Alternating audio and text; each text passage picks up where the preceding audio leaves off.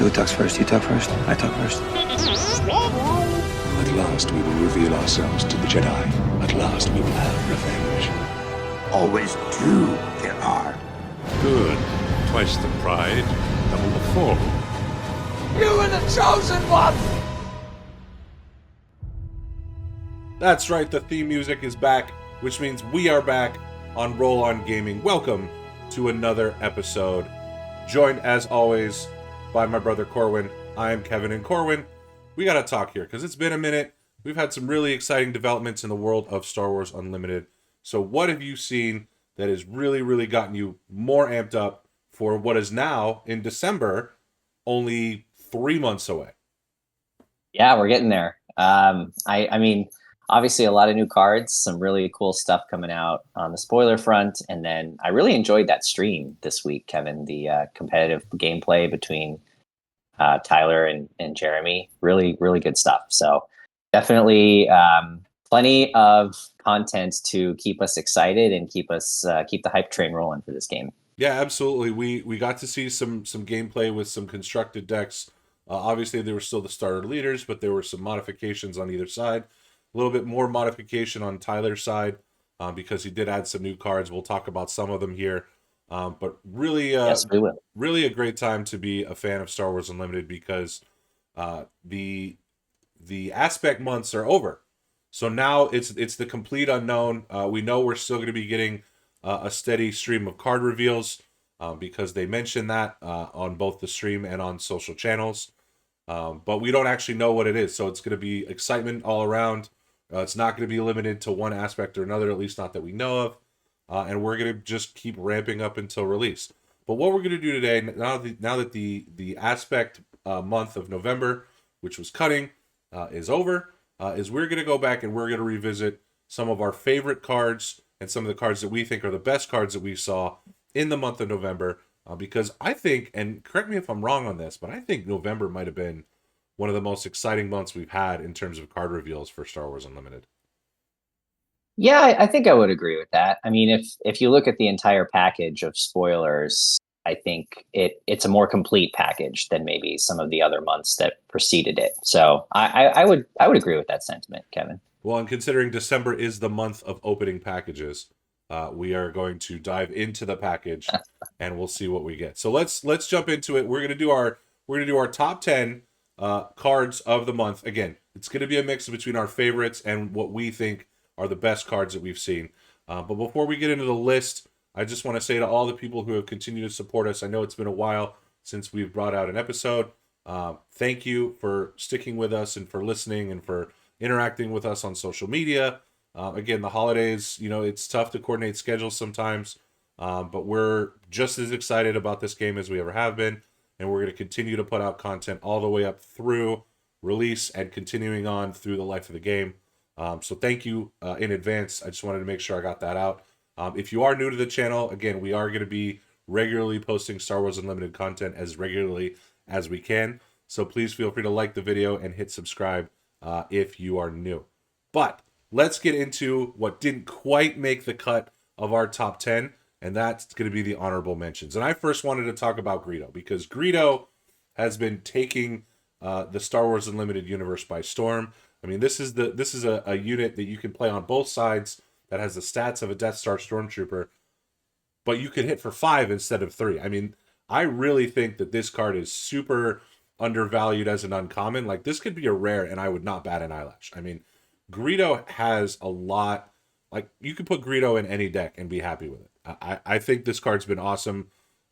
Just seeing people, do plays with it and discard a card and get that extra 2 damage. Greedo's got a lot of value, and thematic as well, which helps. Yeah, no question on the value, and also even additional upside beyond the value. And I think that, for me anyway, is going to be a theme of the conversation here. Greedo becoming in at 3 attack for 1, huge.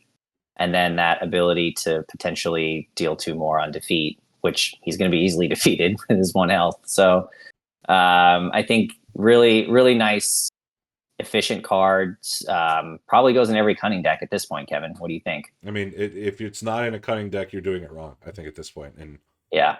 I think if you had to nitpick a negative with Greedo, it's his traits. Like right now, we haven't seen any sort of synergy with Underworld or Bounty Hunter.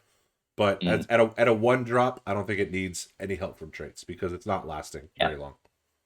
It's good enough to stand on its own for 1. Absolutely. Yeah. So we love Greedo. We also are enjoying the concept of Outmaneuver. Now, Corwin, this is one you wanted to highlight. What made Outmaneuver one of your honorable mentions here? I mean, I just think anytime you can hit a panic button, it's interesting. We saw what kind of work cards like Hyperspace Jump did in Star Wars Destiny, and how powerful those types of cards could be in the right deck. And I think Outmaneuver sort of fits the bill here, being able to exhaust everything in an arena that you're struggling to keep up in, and maybe help you catch up a little bit. Seems like a very viable way to help you get back in the game. And at 3 costs, I don't think it's super prohibitive. So I think this is a good card, and I'll be curious to see where it ends up in the greater gameplay. I think the thing I like the most about Outmaneuver is that I found when I'm looking at some deck builds online, there aren't necessarily always a ton of space units that are out there. And I think if you're playing a deck that doesn't really have a way to consistently remove units from the board, you're going to struggle if your opponent even gets 2 units in space. And you don't have an answer right away, because they're just going to be, sitting there unmolested, taking pot shots at your base, and then you're in trouble. So I think without Maneuver giving you that sort of breathing room, hey, if I take initiative here, they've got some units in space. I don't have an answer for that yet. Let me buy myself a round, exhaust those units, make sure they don't hurt me like they've been hurting me, and then hopefully I can draw into some removal, a space unit to deal with them, maybe even a sentinel. Let's see what we can get with an extra round of not being dealt all this damage. So I think in that sense, it's going to be really useful. And then obviously the same goes, if you're the space player and your opponent has a bunch of ground units and you don't have an answer for it yet, Outmaneuver is really going to help you out there.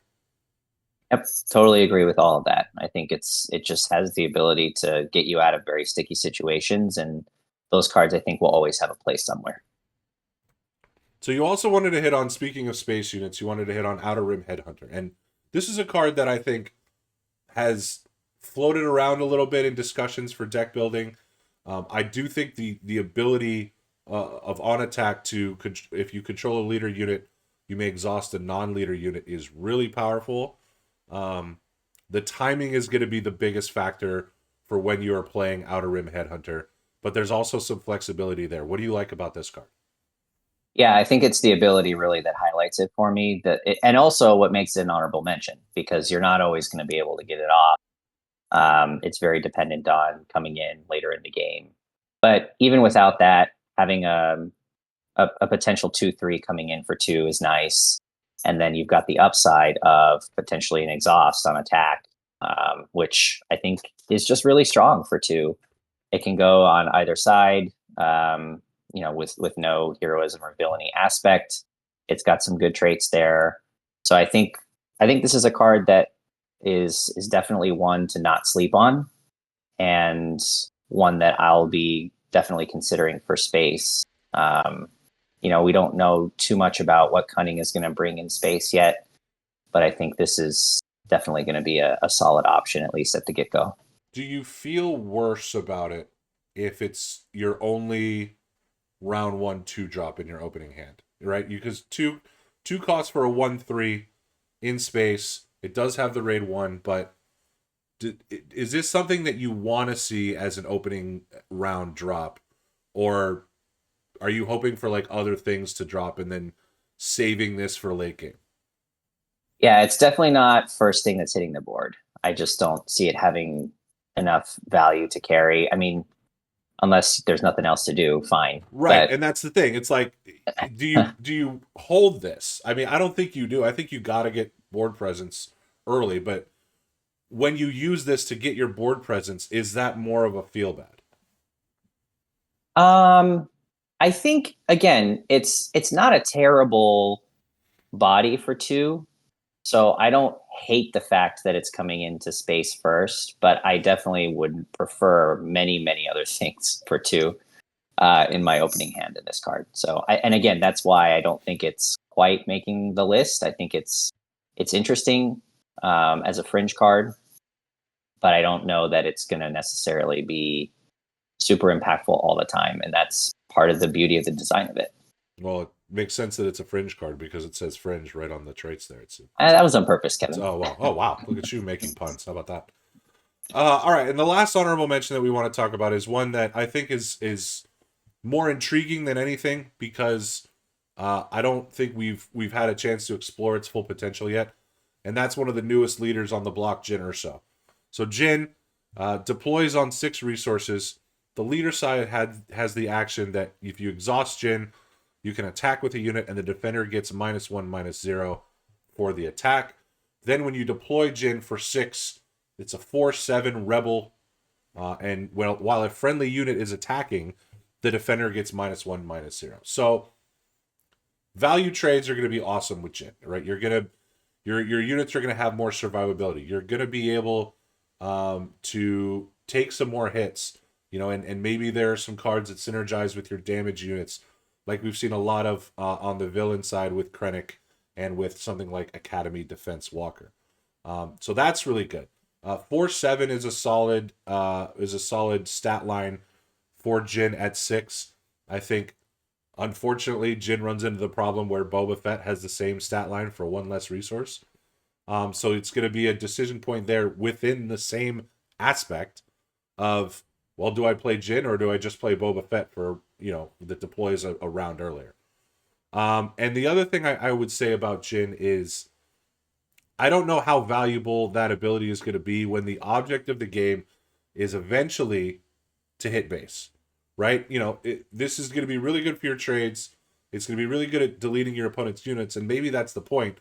You're able to survive enough encounters with your opponent's units to still be able to have enough units on the board to do good things and hit your opponent's base. But if you're attacking the units, you're not attacking the base. So finding that balance is going to be really crucial with Jin decks to see sort of how she's able to get her win condition off. What do you think about Jin Urso?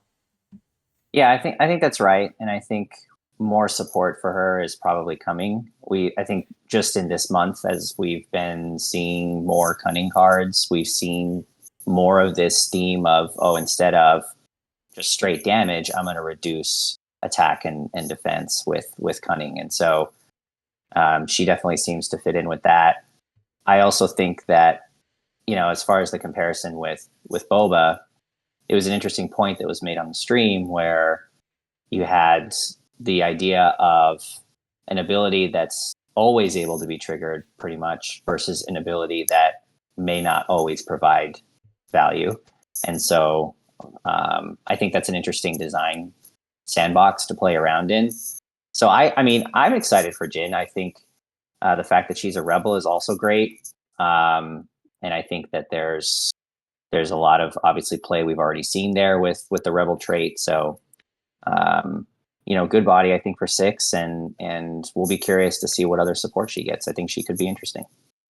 Yeah, and we know producer Pops is going to be really excited to play with Jin. Oh, yeah. So that helps. So those are the lock ones. it. Lock it in. Those are the ones that didn't quite make the cut. So we're going to get into our top 10. We each pick 5 and rank them accordingly.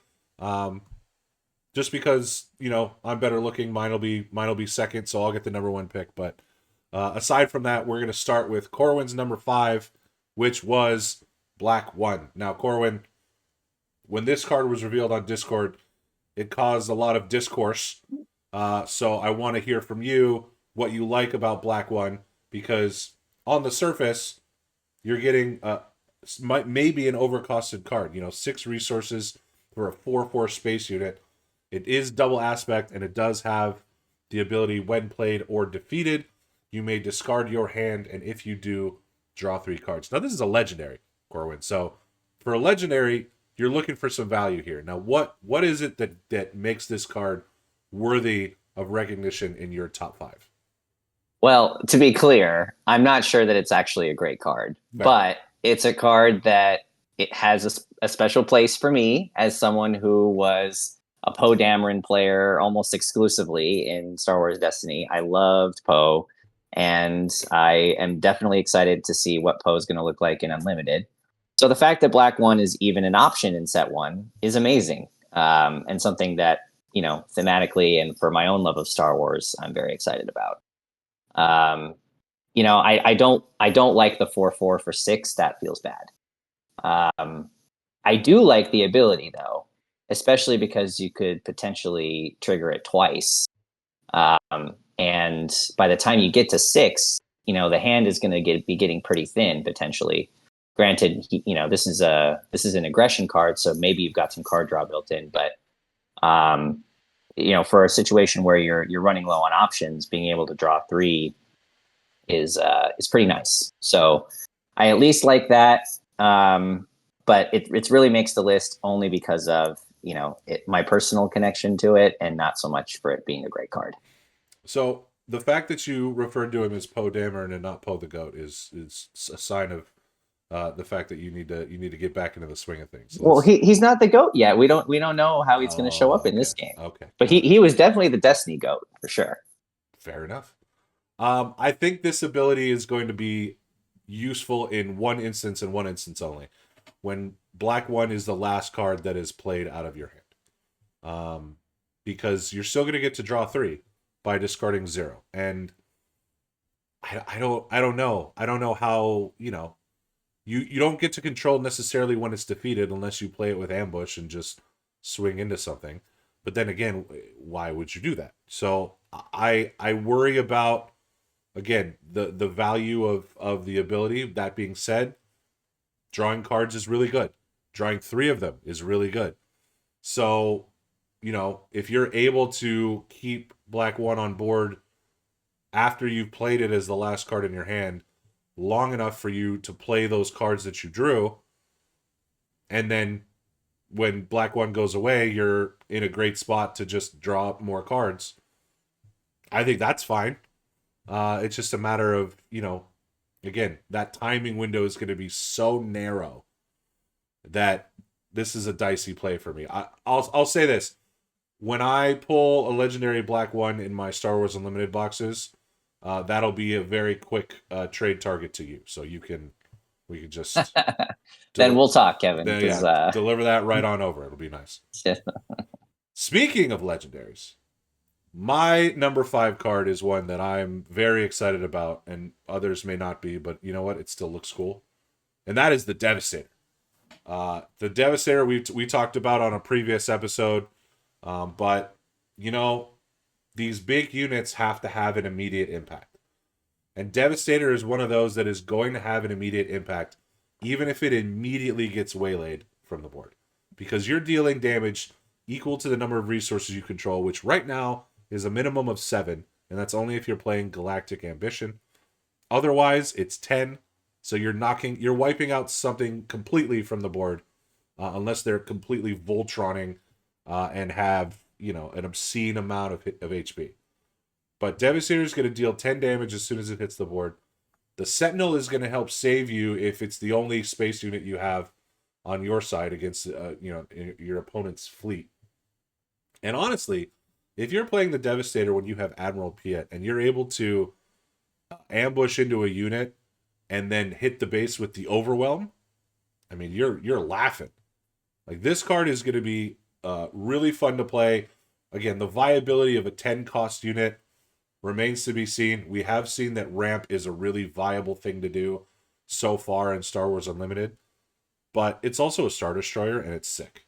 And I want it on a playmat, and I want it in hyperspace, and I want all of it. What do you like about the Devastator here? Everything. Thank you. We did it. I mean, no, this is a fantastic card, and even if it is 10, I mean, it's worth every penny. It's worth it. You really get a lot of punch for the 10 resources. That when played ability, it's basically anything you want coming off the board, and then Sentinel on top of that with its 10 health. Good luck trying to have success in space after this hits the board, unless you have a way to, like you said, bounce it back. So no, I love Devastator. I think it's one of the best cards we've seen in the entire game so far. And I think in Villain Command, you have very reliable ways of getting to that 10 resources quickly. So it's very scary to be sitting across from a deck that's running this. Well, I should have put it higher on my list then, but this was one of the first cards that we saw in November. So it's interesting that it sort of withstood the onslaught of the month and made it into our top 5 again. This was revealed by BrettBallett on YouTube, and I'll make sure to link that down in the description box below. They also revealed Ardent Sympathizer, which did not quite make the list, but Devastator, awesome, super pumped about it. So Corwin, let's look at your number 4 card here, and it's Jedi Lightsaber, one of the last cards revealed in the month of November. Jedi Lightsaber is great. I mean, there's not a ton to say about it, but what puts it on another level for you than some of these other lightsabers that we've seen to this point? Well, I think, honestly, all of the lightsabers we've seen to this point have looked very strong. So it's hard not to choose the latest lightsaber when we're doing a top 10 list, because these upgrades are just really, really good. For 3, being able to pump up +3/+3, and then, the additional ability to, reduce, HP and attack. If he goes on a force unit, there's plenty of force units, right, in Hero Vigilance. So a lot of targets for this card. It only comes in at 3, which I think is very reasonable, and it's just a very solid upgrade. Like you said, not much more to say. It's just very, very strong, and something that I think any blue Hero Vigilance deck wants. I have a 2-part question for you, because I also like Jedi Lightsaber. I especially like the fact that it's a rare and not a legendary, because again, legendaries are going to be so hard to find. I think we've sort of seen the strength of lightsabers between this and the Fallen lightsaber, and then obviously Luke and Vader saber, which are inherent to those characters. But do you think that just the existence of these 4 lightsabers that we've seen, and then some of the other upgrades like Entrenched that have really sort of been a staple in deck building, do you think they on their own are enough to push upgrades sort of into the conversation for like must includes in every deck? Or are we at a spot where like right now just force units should be playing upgrades and everything else is just sort of flavor to taste? Like, where do you land on upgrades in deck building? Well, I think they definitely have a place. I don't know that I would say they're must include at this point, because I do think that some of them are a little bit more situational. Although, side note about Entrenched, fantastic card. I think these lightsabers in particular, I still see them as going in very specific decks. I don't see them being universally played, at least not yet. But I do think that there is a lot of value in each of them, even outside of the extra ability you get from a force unit. So I think they're interesting, at least for that reason. But I'm not at a point yet where I'm, putting a Jedi lightsaber in a deck that's not running a bunch of force units. I just don't know that I can justify it as much for that 3 cost. Would you rather have Jedi lightsaber or Fallen lightsaber? Jedi lightsaber. Fair enough. I think it's a great card. I think lowering the HP part of your opponent, on attack, giving the defender -2/-2 for the phase is awesome, and it's probably better than what Fallen lightsaber does. But I can't play Jedi lightsaber in a villain deck, so I don't like it as much. I guess I could, because there are unlimited possibilities. So my number 4 card of the month is going to be who else? Grand Admiral Thrawn. Now there's been a lot of recent slander about Grand Admiral Thrawn, and I'm going to respond very strongly to that right now. No, I'm not. I'm not going to do that. There's a lot of discourse about Grand Admiral Thrawn, and rightfully so, because I don't think we've reached his full potential yet, and I freely admit that. I think that he's a card that's going to be really good. I just don't know that we're there yet, and I'm going to try to keep getting us there. Tune into the next episode of the Thronicles whenever we release it. But I think that Grand Admiral Thrawn is going to have some value based on a couple key principles. One, the ability to exhaust your opponent's units is valuable, and we've seen that already. So the fact that you can do it without playing a card is good. Yes, it is slow. Yes, it may not always be active. But the fact that you're able to do it, that is something that is going to help you achieve your win condition. The other thing is the fact that he has 9 health. 9 health is a crazy number, especially if you're trying to keep your leader on your board for things like Outer Rim Headhunter, for things like Rugged Survivors, for the simple fact that there are a lot of cards that don't hit leaders, like non-leader units. So I think Grand Admiral Thrawn is going to get there, and I think he's going to get there soon. I just don't think he's going to get there on December 4th, because there are cards that he has at his disposal that are really good. I think he needs more of them, and I think time will tell about him, but I'm really excited to play him, so that's why he's on my list. Yeah, I'm surprised he's not higher, because you've been pumping the Thrawn hype for weeks. But yes, he is a leader that is going to reward skill. He is a leader that is going to be very annoying to play against in the right hands. And he gives you free information, which I think we shouldn't lose sight of. Being able to look at both decks and see what's coming is definitely not something you can understate. So I do like Thrawn. I think in the right hands, he's going to be a very powerful leader at the end of the day. Well, you can understate it if you're like me and you have the memory of a squirrel, but I'm going to do my best to not take notes and remember things when I'm looking at the top of people's decks. But I'm really excited about Thrawn, as I'm sure you can tell. And I don't begrudge people for not being excited about him, because he's not going to be for everybody, and that's okay. You can play what you want in this game, and I think that's the beautiful thing about it. So we'll see how competitive he ends up being, but I think he's going to be fun, and for now, that's all that matters to me. So let's move on to your number 3 card of the month of November, and that is Partisan Insurgent. Now, this is one that was just recently revealed by TowerNumberNine, link below in the description.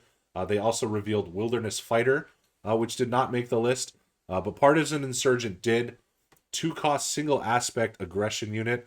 You're getting a 1/4 Rebel Trooper that has the ability, while you control another aggression unit, this unit gains Raid 2. Corwin, what do you like about Partisan Insurgent, and why is it on your list at number 3? Yeah, it's purely the upside of it. I think being able to get potentially a 3/4 on the board for 2 is huge. And it's, this card and the next card of mine we'll talk about, I think are kind of falling in the same vein for me, where you can get these units very early on that can really pack a punch relative to their peers at 2 resources. So I think purely because of the fact that this can turn into a 3/4 for such a reasonable cost, I really like it.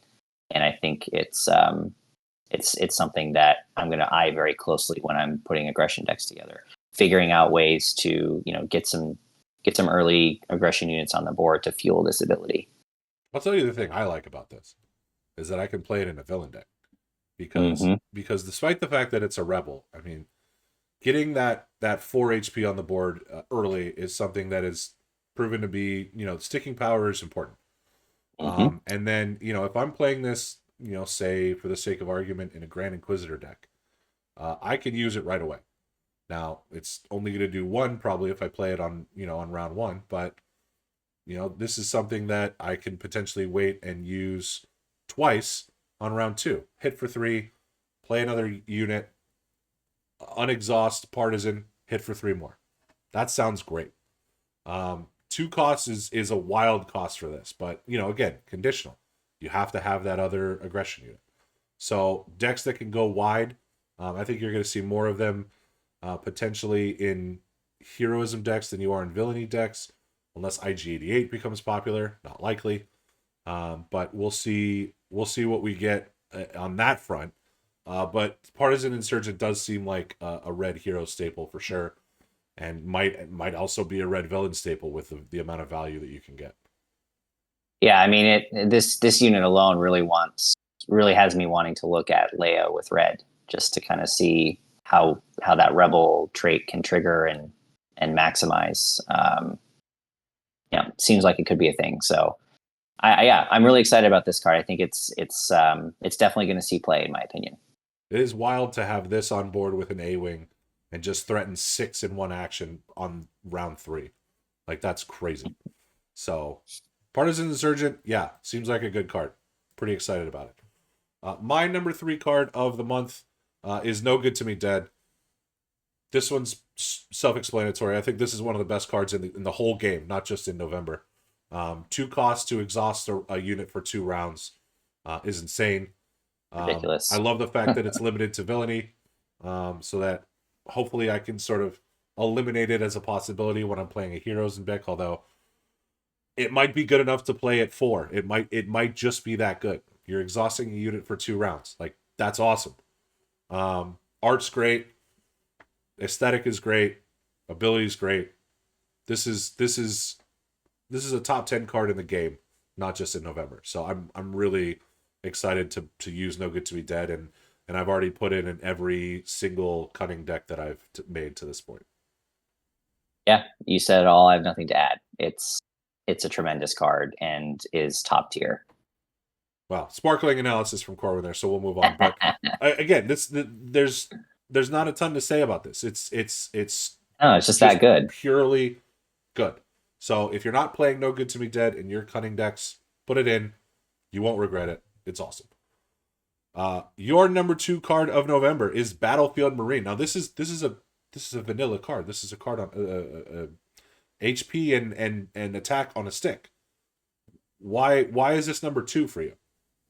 Again, it's the same kind of concept as Partisan Insurgent. Like the 3/3 body for 2 is just really solid compared to everything else we've seen at the 2 resource price point thus far. It's something that you can just kind of put out there round 1 and feel really good about as having some staying power. You can then potentially throw upgrades on it and make it, really beefy. This card feels pretty good with an entrenched, even if it can't hit the base. This card feels good with Leia. This card, I think this is going to be, if I'm in command hero, I think this is a staple personally, based on what we've seen so far.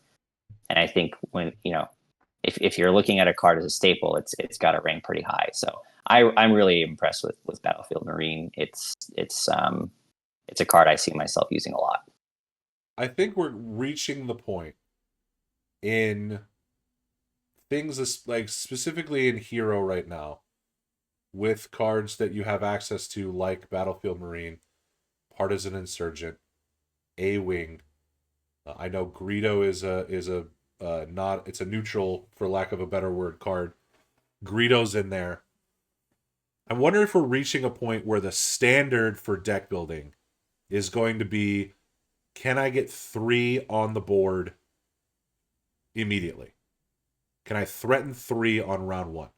Because that's what you're getting with all these cards. And, there's an aspect of that too in Villainy with Death Star Stormtrooper. Again, they have access to Greedo and Partisan Insurgent as well. So it might be both aspects of heroism and villainy, where it's like, okay, the effective decks are not going to settle for a TIE fighter or an Outer Rim Headhunter on round 1 because they can't do 3 damage. Do you think we're sort of getting to that point as more cards are being revealed that having 3 on board on the first round of the game is going to be what people strive for? I do. Yes. I think we're headed that way just based on what is being shared, and the more of these really, really good options we see, the more some of those other earlier spoils kind of get pushed out. And I think, if you're going to come in at 2 and not have 3 attack, you better have something else to make up for it. And I think there are cards that do. I mean, I still think that Unit Leia is the best card we've seen in the entire set. But Cool. like that is, to me, that is the type of impact that you need to have if you're not going to be bringing, the extra damage to the board. And so, yeah, I think Battlefield Marine is kind of the poster child for that movement. And I think we saw him do a lot of work in the stream this week, and that sort of validated my feelings on him that I already had. So, really, really just kind of like solid option for your command decks, and will want to make me find a way to get command if I don't have it already with my leader. Yeah. I think, to your point, I think if you're not Leia or Regional Governor, you better be hitting for 3. And Regional Governor was one that we did not put on this list. I think the consensus was that it was a card that was too smart for us. But I do expect... At least for now. Yeah, I do expect Regional Governor to see a ton of play, and that's a 2 cost that does not hit for 3. So worth a mention, but we did not put Regional Governor here. If you're angry about that, you can let us know in the comments below. My number 2 card of November is... It was an easy one as soon as I saw it. It's Fifth Brother. Fifth Brother, I think, is phenomenal value for 3 resources. You're getting a 2/4 body that gets raid 1 for each damage on him. You can already deal that damage with his on-attack ability, dealing 1 to him to deal 1 damage to another ground unit. This card is amazing in Director Krennic decks. It's also good, obviously, in Grand Inquisitor decks. But really, it's good in any villainy aggression deck, because Fifth Brother gives you an early force unit to put a lightsaber on, to use force choke with. It's an Imperial, so you can use it with Tarkin. You can use it with maximum firepower if you need to, especially if it has a lightsaber on it. I really like this card, and at an uncommon, I think this is going to be a card that has tremendous value for you when it's damaged. Keep it alive as long as possible. Hit for big swings. Use its ability. Fifth Brother's tremendous, and I think it's a really, really exciting card that's going to open up a lot of possibilities for you in villain decks. Yeah, I mean, I think that's right. I don't think I'm as high on him as you are, but I also think that's just because I'm not quite sold yet on the idea and the mechanic of, dealing damage to myself to deal damage to you, and how that is all going to fit into the aggression model. So maybe as my thoughts form more on that, I'll elevate this card a little bit more. But I do agree that for 3, in a deck that wants to be aggressive, you have a nice value option here. And I think your point is well taken about the early force unit being able to trigger some of those other really nice effects that villain can bring. It seems strong for those reasons for sure. Now, dealing damage to yourself to deal damage to your opponent, Sabine would like a word, because I think the Sabine leader is proven to be really strong in the early testing, quote unquote. But I think Fifth Brother's gonna open up some awesome plays. So I'm really excited to see what people do with Fifth Brother. And I'm for sure going to be putting him in every red deck that I make, which is why he's so high on the list. And I mean, the art is tremendous. Yeah, very cool art. Oh, I need this in a hyperspace. I need every card in a hyperspace. We need every card in a hyperspace. They're all so good. I know. All right. So your number 1 best card of November, the one you think was the best one that we saw this month, Unit Luke. I mean, this we just saw it. Yeah. this Unit Luke, it's incredible. So for those of you who didn't watch the stream, 7 cost for a ground unit that is vigilance and heroism. You're getting a 6/7 Force Jedi Rebel. It's a legendary that has Restore 3. Crazy. When you play Luke Skywalker, you can give an enemy unit -3/-3 for this phase. If a friendly unit was defeated this phase, give that enemy unit -6/-6 for this phase instead. So you can, if there's a unit with 6 or less health either printed or remaining, it's you can just wipe it from the board just by playing Luke Skywalker, which is better than Dooku. You know, Dooku's ability obviously with the 4 instead of the 6. Even if you're doing it with a -3/-3, it's still going to find some value. The Restore 3 is crazy. I mean, Corwin, wax poetic, because there's a lot to be said about this card here.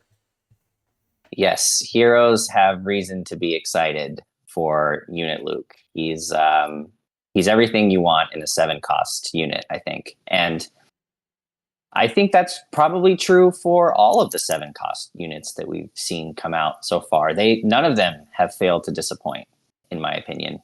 At least the unique ones. 97th Legion, but like the other ones, That's a unique one, though. That's a unique one.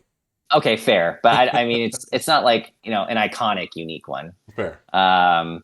I think Luke, I think Mace, I think Han. Like, heroes have a lot to be excited about with these big units hitting the board. And so Luke does not disappoint. Restore 3 fits the mold of Vigilance. He's a Force user. He's got the Rebel trait. He's probably taking something out when he hits the board. Because I think the 6/6 is pretty easy to trigger. So I don't think it's going to take too much to get to that. And I think overall he is the shining Jedi Knight of the November reveals. Just really, really in love with this card. This card is everything you want in a high cost legendary unit. This card will swing games in your favor. It'll literally turn the tide of what your opponent's trying to do to you, because it's going to take out a unit, and then when it gets to attack, it's restoring 3. Like, that's a crazy number. I still can't get over the fact that this is a restore 3 unit, but it's deserving because it's Luke, and it's, you know, the face of the Galactic Civil War for heroism. So, you know, of course it's going to be awesome. It makes me really excited to see what we're going to get out of a Vader unit. I mean, I'm salivating basically thinking about what we could get from a Vader unit if this is the Luke we're getting, because this Luke is tremendous. And you know they're not going to make a bad Vader, because if they do that, what are we doing? So that's exciting. But yeah, I mean, I think like this is one of those cards where you look at it and you go, I mean, even if you're just an observer of the game, if you play this Luke Skywalker and somebody is watching Star Wars Unlimited be played in person, they're going to be like, I want to play that game, because what Luke just did is awesome, and it looks great, and it does great stuff, and it's, I mean, for the cost, like it's affordable for the cost of all the stuff you're getting for 7. I would pay 7 resources for this in a heartbeat. Like, I think this is one of those where, you know, you have those few cards in a game like this that has such a dedicated and specific IP that when you see this card being played, it makes you want to play with it. It makes you want to do what you just saw happen.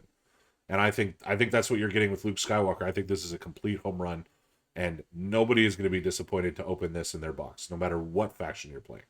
Absolutely not. Absolutely not. I mean, there are a lot of cards we've seen already, almost half the set, maybe even more than half the set at this point. And this unit Luke is one of the few I can point to and say, I hope that this is in my first pre-release box, because it's just that good and that iconic and that cool and that Star Wars. Yeah, it is quintessential Star Wars. And yeah, it's we're under 100 cards left to be spoiled, and this is definitely up there among some of the coolest and some of the best, and it's really exciting. But is it as good as the number 1 card of November, as determined by the fact that I went last, and nothing else? And that is the card that is the namesake of the month. That is Cunning. Now, it is no surprise here that we've saved a couple legendaries for last. They're going to be a little bit harder to build around and play around in some cases, but Cunning is, in my opinion, the best double aspect card that we've seen, and I don't think it's particularly close. I think this is the card that makes you want to play double aspect more than any card that we've seen. I think it's one that, again, you know, if we're talking about, are you excited to open this card? The answer is yes. The every single one of these options: return a non-leader unit with 4 or less power to its owner's hand, give a unit +4/+0 for this phase, exhaust up to 2 units, or have an opponent discard a random card from their hand. Every single one of those abilities is useful. And we can't necessarily say that about the other 3 aspect named cards. I think Cunning is incredible, and I think that it's going to make people want to play double Cunning, and it shouldn't surprise anybody that during the Q&A with the designers, several of them said that their favorite deck was Cunning as a pairing. I don't know what else is coming to facilitate that, but even if it's just this card, doesn't seem like a bad idea. No, it doesn't. And yeah, I mean, it's hard to argue the point that this is the best of the double aspect, dedicated cards. I think you're just doing so much of what you want to do in Cunning with this card. The art is incredible. I mean, this card is going to look really good, like they all will. But this one, I think, especially in a hyperspace format. But I think, you know, it's becoming very clear that Cunning is like the card player's aspect of choice. Those who want like a chess match in this game are going to be playing Cunning, and that is very, very scary because I think some of the things that these Cunning cards can do, and this one being no exception, are just so disruptive and so frustrating to sit across from. And it's going to be really hard to ignore, with just how strong some of these abilities are, ignore Cunning as an aspect altogether. My personal feeling is that it is the best of the 4. And so I'm not surprised to get the feedback we got in the Q&A. I think it's just, you know, this is the topper. This is the topper on what has been a tremendous month of reveals for Cunning, and is really, you know, a flex for how powerful this aspect is going to be. There's not a whole lot of solid ground to stand on at this point, in my opinion, to leave Cunning out of your deck building.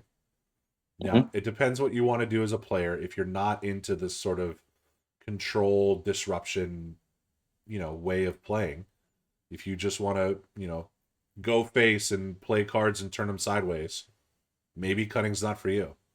But aside from that, it does feel like we've seen a lot of really strong cards, specifically in that aspect, like you said, that are drawing you inexorably towards playing Cunning, at least in one of the decks that you're testing.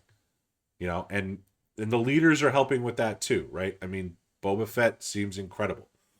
Thrawn, although he's got his flaws, is at the very least enticing. Jyn Erso's going to do some stuff. And then Han Solo, you know, there's some argument there about, yes, it's going to feel really bad if he runs into one of these many exhaust abilities. But the ability to stack your resources the way Han's able to do has a lot of value. So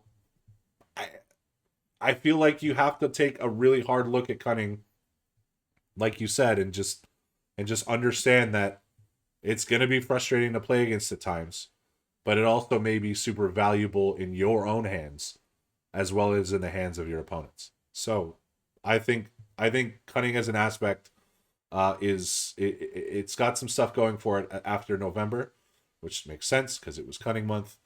But you know, I'm also not counting out any of these other aspects. Like going into November, I would have told you that I thought that Vigilance was the weakest aspect. And then we got Luke and Jedi Lightsaber. And it's amazing how, yes, not all the cards are revealed, but it's amazing how the existence of 2 cards can completely turn that argument on its head. Now, if you ask me what the weakest aspect is, I don't know if I could tell you. I think it's a complete toss-up. I think that there's There's value in all of these right now. I mean, maybe it's aggression.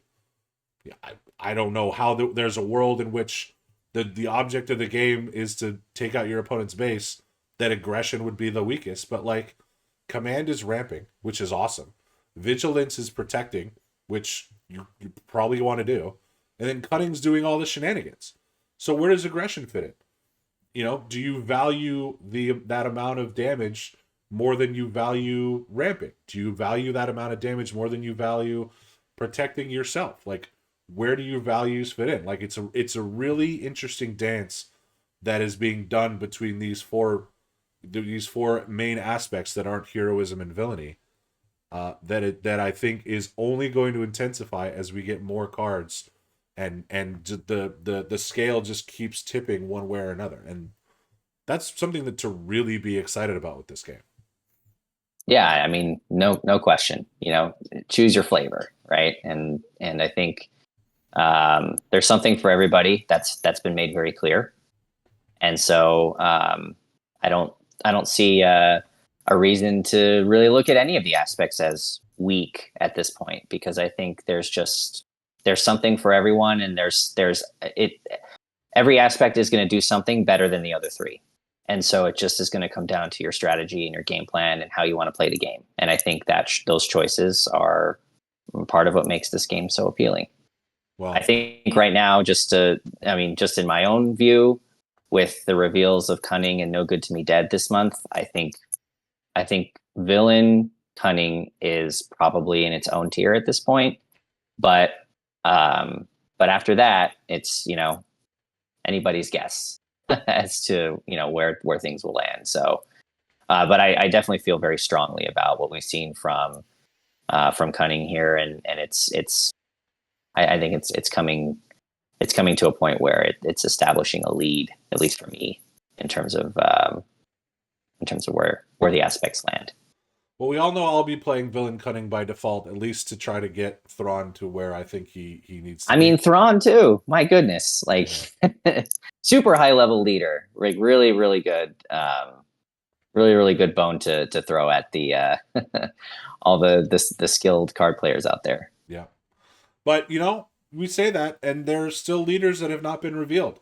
So when those get revealed, maybe our minds will change, and when more units like Luke and more events like Cunning get dropped into the discords and into the atmosphere, what are we going to think? All things said, the next couple months for Star Wars Unlimited are going to be really exciting as we push forward to the March release, which we can't wait for. It's going to be awesome. But that is going to wrap it up for our top 10 cards of November. What did you guys think of our ratings? Feel free to roast us or agree with us in the comments below. Were there any cards that you think we left out? Did we get our order wrong?